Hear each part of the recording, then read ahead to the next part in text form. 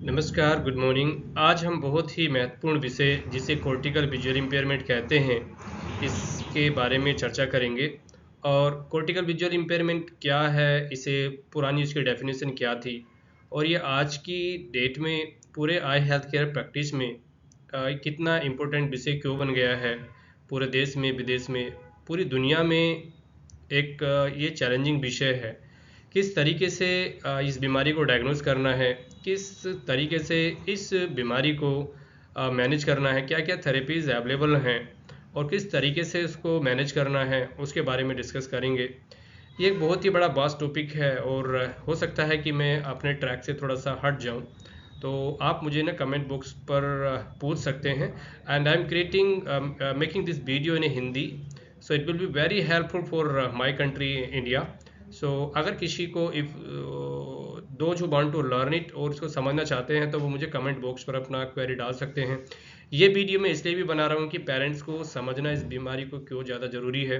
अपने बच्चे को, इस तरीके के बच्चों को किस तरीके के लक्षण आते हैं और उन लक्षण को किस तरीके से देखा जा सकता है और किस डॉक्टर को दिखाना चाहिए, मैं इस वीडियो के माध्यम से आप लोगों को बताऊंगा। हेलो दोस्तों, मेरा नाम डॉक्टर महेंद्र सिंह है और मैंने इस सब्जेक्ट पर अपना थीसिस पीएचडी कंप्लीट किया है। और इससे पहले I was working as a senior consultant optometrist LV Prasad institute Hyderabad. उसके बाद मैंने कुछ साल Aravind eye care system Madurai में अपनी ट्रेनिंग ली और मैं इससे पहले एज ए एसोसिएट प्रोफेसर की पोस्ट पर मुरादाबाद में स्थित सीएल गुप्ता इंस्टीट्यूट में काम कर चुका हूं और मेरे इससे संबंधित कुछ रिसर्च अनुसंधान भी हैं। और अभी मैं करंटली वर्किंग हूं और इस तरीके के बच्चों को देख रहा हूं जो कॉर्टिकल विजुअल इम्पेयरमेंट के बच्चे हैं अपने होम टाउन्स। और मेरे हॉस्पिटल क्लिनिक का नाम है महिंद्रा आई प्लस नेत्र जांच एवं उपचार केंद्र, जो कि यूपी और उत्तराखंड के बॉर्डर पर स्थित है, ठाकुर द्वारा। उसका पिन कोड है 244601। और इस वीडियो के माध्यम से मैं आप लोगों को अपना डिटेल भी शेयर करूंगा। अगर किसी हेल्थ केयर प्रैक्टिशनर को इससे संबंधित कोई पूछना है तो वो मुझे नीचे कमेंट बॉक्स पर अपनी क्वेरी भेज करके पूछ सकते हैं। Thank you very much. Let's start. So cortical visual impairment क्या है? इससे पहले कॉर्टिकल विजुअल इम्पेयरमेंट को कॉर्टिकल ब्लाइंडनेस बोला जाता था, मीन्स की दिमागी ब्लाइंडनेस जिसे कि ठीक नहीं किया जा सकता। ब्लाइंडनेस का मतलब है अंधापन जो कि ठीक नहीं किया जा सकता। आज की डेट में इसके आंकड़े इतने अच्छे साबित हुए हैं कि वो बच्चे को आपने ब्लाइंडनेस डायग्नोज किया है, बट अभी उसको ब्लाइंडनेस नहीं कह सकते क्योंकि बच्चा अपनी पूरी ज़िंदगी नॉर्मल भी जी सकता है। बट उसे ज़रूरत है आपके अर्ली इंटरवेंशन की और आपकी कुछ थेरेपीज़ की, जो कि आपको मैं नेक्स्ट स्लाइड के माध्यम से समझाऊंगा। सो कॉर्टिकल विजुअल इम्पेयरमेंट एक हाइपोक्सी चेंजेस है, मीन्स कि आंखें बिल्कुल ठीक दिखती हैं, आँख का पर्दा ठीक दिखता है, नसें ठीक दिखती हैं, कोर्निया ठीक दिखती हैं, पलकें ठीक दिखती हैं और आँख के ऑप्टिक नर्व जो है वो भी ठीक दिखती है। बट बच्चे का जो आँख से लेकर के और रेटिना से लेकर के और जो ब्रेन तक का प्रोसेसिंग है वो कहीं पे गड़बड़ होता है, वो कहीं पे डिफेक्ट होता है। उसकी वजह से बच्चों को ये कॉर्टिकल विजुअल इम्पेयरमेंट होता है। इस मीन्स कि आंख बिल्कुल ठीक काम करती है, दिमाग बिल्कुल ठीक काम नहीं करता, इसलिए इसको कॉर्टिकल विजुअल इम्पेयरमेंट बोला जाता है। कॉर्टिकल विजुअल इम्पेयरमेंट पूरी दुनिया में, पूरे भारत में क्यों इम्पोर्टेंट हो गया है? जैसे कि आप जानते हैं कि कॉम्प्लिकेटेड बर्थ हिस्ट्री इतने हमारे देश में बढ़ रहे हैं, बच्चा जन्म से पहले पैदा हो रहा है या जन्म के साथ साथ में इतनी कॉम्प्लिकेशन आ रहे हैं कि बच्चा, एक पीडियाट्रिशियन उसको जीवित तो रख लेते हैं, बच्चे की जान बच जाती है, बट वो बच्चा पूरी ज़िंदगी भर किसी न किसी एसोसिएशन के साथ में रहते हैं। So we are really thanksful to our current paediatricians कि पहले टाइम में हमारी इतनी फैसिलिटीज़ या फिर इतने अच्छे टूल्स नहीं होते थे कि बच्चे को एक कॉम्प्लिकेटेड बर्थ हिस्ट्री के टाइम पे बचाया नहीं जा सकता था। बट अभी बच्चों को बचाया जा सकता है, पर उसके साथ में बच्चा पूरी ज़िंदगी एक डिसेबिलिटी के साथ में पूरा जीता है।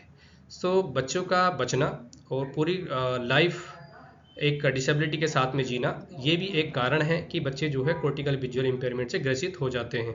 उसके साथ में और भी मल्टीपल डिसेबिलिटीज़ हो जाती हैं और उसके साथ साथ में कॉर्टिकल विजुअल इम्पेयरमेंट भी हो जाती है। अब विजन की अगर हम बात करें तो विजन हमारा कहाँ से स्टार्ट होता है? फ्रंटल से, पैराइटल और ओसिपिटल और टेम्पोरल लोब से, जो इसके बारे में मैं डिस्कस करूँगा। अगर किसी को, बच्चे को विजन कम है, मीन्स कि आंखें बिल्कुल ठीक दिखाई दे रही हैं, आंखें बिल्कुल ठीक हैं बट बच्चा कहीं चीज़ों को रिकॉग्नाइज नहीं कर पा रहा, देख नहीं पा रहा है, तो ऐसे केस में बच्चे के जो पेरेंट्स हैं वो आंखों के डॉक्टर्स के पास में लेकर के जाते हैं, जहाँ पे बच्चे का एग्जामिनेशन होता है। तो कम नज़र होती है, तो उसमें बच्चे का जो टेस्ट करते हैं वो डिटेल ऑप्थेल्मिक एग्जामिनेशन करते हैं। डिटेल्ड डायलेटेड ऑप्थेल्मिक एग्जामिनेशन के थ्रू अगर बच्चे में ओकुलर डिजीज निकल के आती है, कोई आँख की कोई प्रॉब्लम है, कॉर्निया की कोई प्रॉब्लम है, लेंस की कोई प्रॉब्लम है, या फिर विट्रस की कोई प्रॉब्लम है, या रेटिना की प्रॉब्लम है, तो इसका मतलब है कि बच्चे को सीबीआई नहीं है। इसका मतलब है कि बच्चे को कोई और पैथोलॉजी है जिसका सर्जिकल इंटरवेंशन या फिर अदर इंटरवेंशन करना जरूरी है। दूसरा है कि बच्चे में और बच्चे का नॉर्मल आई एग्जाम होगा और डिसप्रोपेरेंटली सब नॉर्मल विजन, मीन्स कि बच्चे को आई एग्जाम बिल्कुल नॉर्मल है बट फिर भी बच्चे का नज़र कम है, तो इसका मतलब ये है ऐसे केस में हमें न्यूरोलॉजिकल इवेल्यूशन करना है, दिमागी हालत का इवेल्यूशन करना है और न्यूरो इमेजिंग करानी है। तब ऐसे केस में रूल आउट करना है कि बच्चे को सीबीआई हो सकता है। एंटीरियर विजुअल पाथवे, अगर किसी बच्चे को एंटीरियर विजुअल पाथवे इन्वॉल्वमेंट है तो बच्चे को सीबीआई नहीं है। तो इट मीन्स कि अगर आँख में बीमारी है तो भी सीबीआई नहीं है, या फिर बच्चे का जो एंटीरियर विजुअल पाथवे है उसमें कोई प्रॉब्लम है तो सीबीआई नहीं है। बट अगर किसी बच्चे का आई बिल्कुल नॉर्मल है और विजन नॉर्मल नहीं है, तो इसका मतलब है न्यूरो इमेजिंग करानी है, देन डायग्नोज करना है कि बच्चे को जो है सीबीआई हो सकता है। अब इसकी इटियोलॉजी एंड पैथोजेनेसिस की बात करें कि इसकी इटियोलॉजी क्या है, कारण क्या है, किस तरीके से होता है, उसकी अगर बात करें तो सबसे पहले कॉर्टिकल विजुअल इम्पेयरमेंट। तो जैसे कि हमने बताया कि यह है कि डिफिशियंस है विजुअल फंक्शन में, कि हमारे विजुअल फंक्शन में डिफिशियंस होती है caused by damage to the retrogeniculate visual pathway. अगर हमारे रेट्रोजेनिकुलेट पाथवे में कोई भी अगर डैमेज है तो बच्चे को सीबीआई होगा। ऑप्टिक रेडिएशन में कुछ प्रॉब्लम है तो बच्चे को सीबीआई होगा।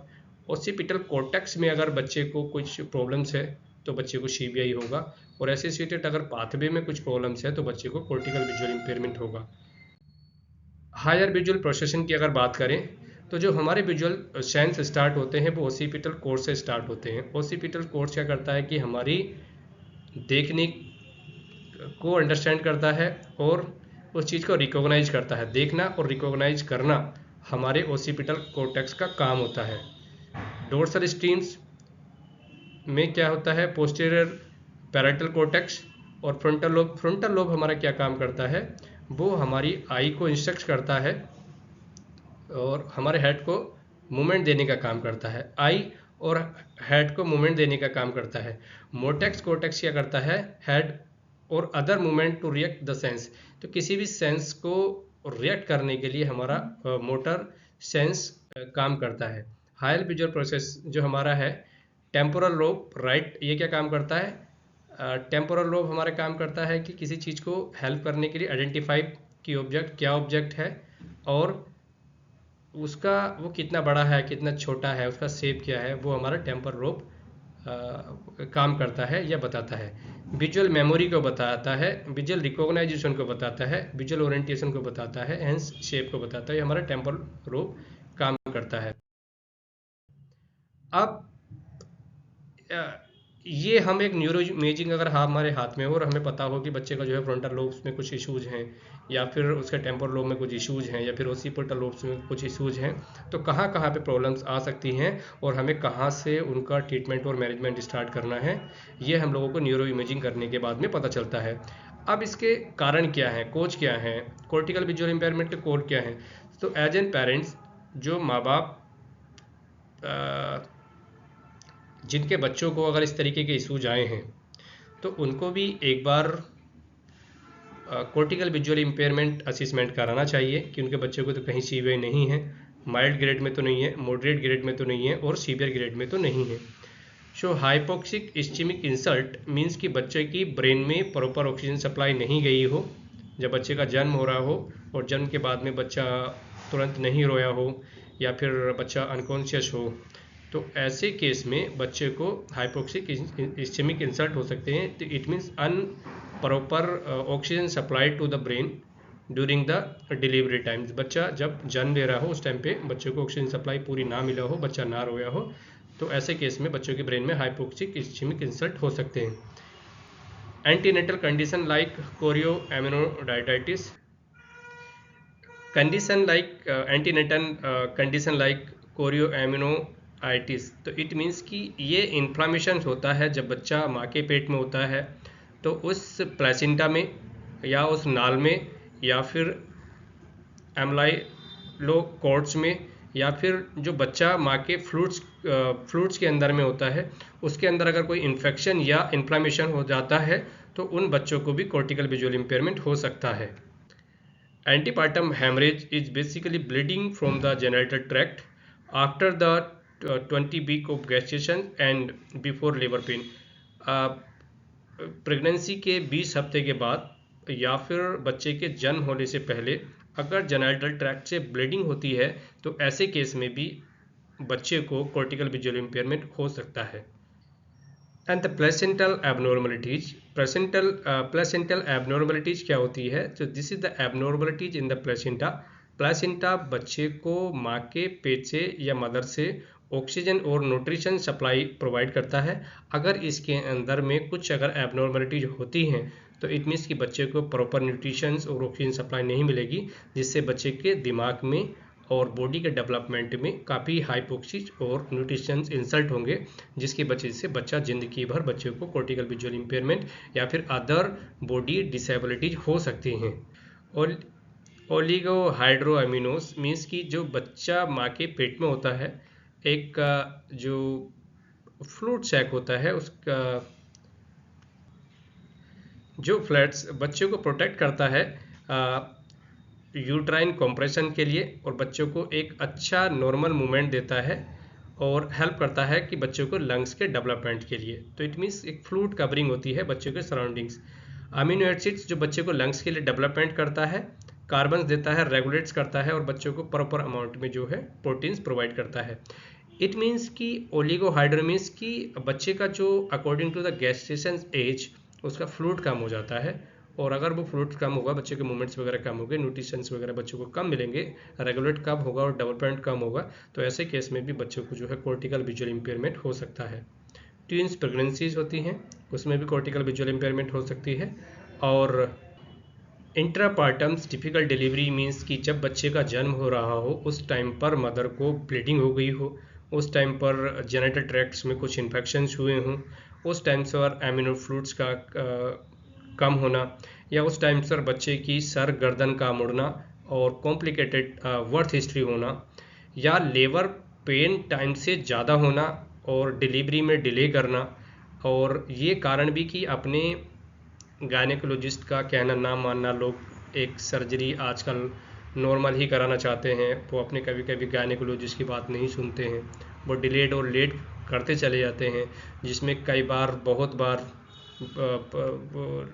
जेनिटल ट्रैक्ट से ब्लीडिंग्स होती हैं या फिर फ्लूइड्स लीकेज होते हैं, और या फिर बच्चे की कई बार उसको कोर्ड्स उसके गर्दन में फंस जाते हैं, बच्चे की गर्दन टेढ़ी हो जाती है, बच्चा कभी कभी ब्रीच बेबी होता है, तो ऐसे केस में बच्चों को ऑक्सीजन सप्लाई मिलना बहुत कम हो जाती है और वो ऑक्सीजन सप्लाई बच्चे को लाइफ टाइम्स के लिए विकलांग और डिसेबल्ड कर सकती है। सो ये सारी कंडीशंस हैं जो कि मैंने आपको बताई कि ये सारी कंडीशंस की वजह से बच्चों को कॉर्टिकल विजुअल इम्पेयरमेंट हो सकते हैं। और कोज हैं जैसे ट्रॉमेटिक ब्रेन इंजरी, जब बच्चा पैदा हो रहा हो तो, या फिर बच्चे को कैनाइल या पेल्विक प्लेस प्रेशर की वजह से, या फिर उसको वैक्यूम्स लगाया गया है, या फिर कोई फोर्सेप्स लगाई गई है, या फिर बच्चे को कोई फिजिकली ट्रॉमा हुआ है, तो उसकी वजह से भी कॉर्टिकल विजुअल इम्पेयरमेंट हो सकते हैं। कंजेनाइटल इन्फेक्शंस जैसे कि मदर की वजह से बच्चों को बहुत सारे इन्फेक्शंस मिले हों, या फिर बच्चे को बहुत सारे वैरायटी ऑफ प्रॉब्लम्स मिल सकती हैं, डेवलपमेंटल डिले हो सकते हैं, ऑर्गन डैमेज हो सकते हैं, या अदर लॉन्ग टर्म कॉम्प्लिकेशन हो सकते हैं। हाइड्रोसिफिलिस क्या होता है कि बच्चे का जो जिसमें कि एक हाइड्रोसिफिलिस एक न्यूरोलॉजिकल डिसऑर्डर्स होती है कि जिसमें कि हमारा ब्रेन के अंदर में जो प्रेशर्स होता है वो इतना बिल्डअप हो जाता है, इतना बढ़ जाता है कि हमारे जो वेंट्रिकल्स होते हैं, कैविटीज़ होती हैं, वो इतनी प्रेशराइज हो जाती हैं कि वो हमारी जितनी भी नर्व्स की एंडिंग्स वहाँ से निकलती हैं उनको कंप्रेस करने लगती हैं, जिसमें बच्चों को मल्टीपल डिसेबिलिटी और कॉर्टिकल विजुअल इम्पेयरमेंट होना एक बहुत ही आम बात हो जाती है। शंट फेलर जहाँ पर कि हाइड्रोसिफिलस होते हैं वहाँ पे न्यूरोलॉजिस्ट न्यूरोसर्जन कुछ शंट इम्प्लांट करते हैं कि उनका जो ब्रेन का फ्लूइड है एक नॉर्मल पाथवे में ड्रेनेज होता रहे। पर वो अगर ड्रेनेज नहीं होता है तो ऐसे केस में शंट फेलियर होने की वजह से कभी कभी ड्रेनेज फेलियर हो जाता है और वो प्रेशर फिर से बिल्डअप वहीं पे स्टार्ट हो जाता है, जिसकी वजह से फिर से हमारी जो नर्व्स हैं वहाँ पे प्रेशराइज होने लगती हैं, जिससे बच्चों को मल्टीपल डिसेबिलिटी और कॉर्टिकल विजुअल इम्पेयरमेंट हो सकते हैं। आरओपी रेटिनोपैथी ऑफ प्रीमेच्योरिटी, बच्चे का जन्म से पहले पैदा होना, 7 महीने से पहले पैदा होना, बच्चे का 2 किलो वजन से या 1.5 किलो वजन से कम होना और बच्चे को जन्म के तुरंत बाद एक लंबे समय के लिए ऑक्सीजन थेरेपी में रखना, जिसकी वजह से cortical visual retinopathy of prematurity हो सकती है। पर्दे का कम बनना, अगर किसी बच्चे को पर्दे का कम बना है या डायग्नोज आपके आंखों के डॉक्टर ने कॉर्टिकल विजुअल इम्पेयरमेंट अगर डायग्नोज किया है तो ऐसे बच्चों को भी CBI के लिए इवैल्यूएशन अर्ली इंटरवेंशन कराना होता है, क्योंकि बच्चा जैसे ही स्कूल गोइंग एज में स्टार्ट होगा उसका IQ लेवल कम होगा, उसकी अंडरस्टैंडिंग कम होगी, बच्चा देख नहीं पाएगा या फिर बच्चा मायोपिक शिफ्ट होगा। बहुत सारे ऐसे कारण हैं जो आपके बच्चे के डेली रूटीन में काफ़ी डिफ़िकल्टीज होंगी। IVH इंट्रावेंट्रिकल हेमरेज, दिमागी हेमरेज होना, दिमाग के अंदर खून आना, रेस्पिरेटरी डिस्ट्रेस, बच्चों को सांस लेने में दिक्कत होना और न्यू हाइपोग्लाइसीमिया, बच्चे को हाइपोग्लाइसीमिया होना। जब बच्चा कभी कभी ब्रेस्ट फीडिंग, मदर उसको ब्रेस्ट फीडिंग लेट करती है, माँ बच्चे को लेट दूध पिलाती है, कभी नहीं पिलाती, कभी स्किप कर देती है, तो ये भी कई सारे अध्ययन हुए हैं, उसमें पाया गया है कि एक प्रॉपर टाइम पे माँ को बच्चे को प्रॉपर टाइम पे ब्रेस्ट फीडिंग ना कराना भी बच्चों को कॉर्टिकल विजुअल इम्पेयरमेंट हो सकता है। बहुत सारी कंडीशंस हैं, that's can be goes and gone, बहुत आगे तक जा सकती हैं, जैसे मेटाबॉलिक कंडीशंस हैं, ठीक है, एंटीनेटल यूज ऑफ ड्रग्स हैं, मदर जो है प्रेगनेंसी के टाइम पे बहुत सारे ड्रग्स यूज कर रही हैं, मदर को कुछ मेटाबॉलिक्स का प्रॉब्लम्स हैं, मदर को सीजर डिसऑर्डर्स हैं या बच्चे को सीजर डिसऑर्डर्स हैं, तो ऐसे बच्चों में भी कॉर्टिकल विजुअल इम्पेयरमेंट हो सकता है। कार्डियक अरेस्ट है, हार्ट सर्जरी हुई है या बच्चे को कुछ हार्ट सर्जरी हुई है जिसमें ऑक्सीजन की सप्लाई कम रहती है, ऐसे बच्चों को भी कॉर्टिकल विजुअल इम्पेयरमेंट होगा। स्ट्रोक और ट्यूमर्स के बच्चों में भी CBI देखने के लिए मिलता है। ऐसी बहुत सारी कंडीशंस है जो कि गोस एंड गोन है लंबे समय तक, और भी कंडीशंस हैं जो कि CBI लीड कर सकती हैं। तो कोई भी अनइवेंटफुल कॉम्प्लिकेटेड सर्जरी है या कॉम्प्लिकेटेड बर्थ हिस्ट्री है तो ऐसे माँ बाप को अपने बच्चों को आई टेस्ट कराना जरूरी है, और आई टेस्ट में अगर बिल्कुल पर्दा बिल्कुल नॉर्मल निकलता है तो ऐसे केस में उनको cortical visual impairment CBI scoring कराना भी जरूरी होता है कि कहीं मेरे बच्चों को अकॉर्डिंग टू द एज उसके टाइम के साथ साथ कुछ और प्रॉब्लम्स तो नहीं रहेंगी, कि क्या वो बच्चा मेरा टाइम के साथ चल रहा है या नहीं चल रहा है। तो अगर किसी को भी CBI होगा तो वो इस बात पर निर्भर करेगा कि बच्चे को जो इस्केमिक अटैक था वो कितनी देर के लिए पड़ा, कितने अमाउंट में था, कितनी देर के लिए था, और जो उसकी दिमाग में डैमेज है वो कितना डैमेज है। तो ये सारी इश्यूज हैं जो मैंने आपको बताए।